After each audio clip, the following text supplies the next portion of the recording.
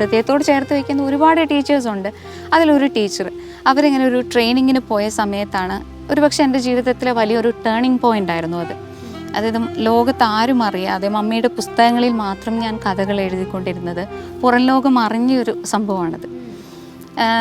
Teacher ട്രെയിനിങ്ങിന് പോയി, എല്ലാ കുട്ടികളും തമാശ കളിച്ച് ചിരിച്ച് കളിച്ച് നടക്കുവാണ്.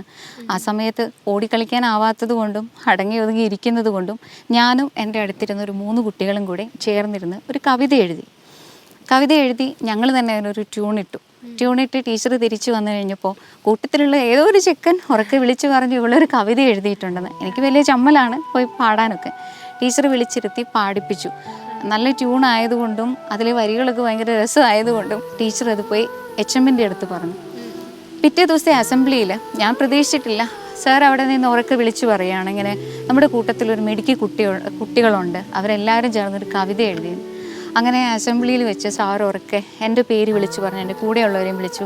ഞങ്ങളെല്ലാവരും കൂടെ കവിത ഉറക്കെ ചൊല്ലുമ്പോൾ ആ കൂട്ടത്തിൽ ഏറ്റവും പൊടി ആയതുകൊണ്ടായിരിക്കും സാർ എന്നെ എടുത്തുയർത്തിയത്. ഒരു പക്ഷേ നമ്മൾ ജീവിതത്തിൽ കുറേ നേട്ടങ്ങളൊക്കെ നേടിയെടുക്കുന്നുണ്ടെങ്കിലും എൻ്റെ ജീവിതത്തിൽ എന്നെ ഫിസിക്കലി ഇങ്ങനെ എടുത്തുയർത്തി ഇങ്ങനെ ആ ഒരു വിഷ്വൽ എൻ്റെ മൈൻഡിലുണ്ട്. താഴെ നിന്ന് ഞാൻ ഉയർന്ന് ഇങ്ങനെ മുകളിലേക്ക് പോയി പൊന്തി ഇങ്ങനെ നിൽക്കുന്നത്. ഒരുപക്ഷെ എൻ്റെ ജീവിതത്തിൽ പിന്നീട് ഞാൻ നേടിയ ഓരോ നേട്ടങ്ങളും ഞാൻ കൊണ്ടുവന്ന ഓരോ സമ്മാനങ്ങൾക്കും ഒരു പക്ഷേ ബേസ് ആയിരുന്നത് അതാണ്.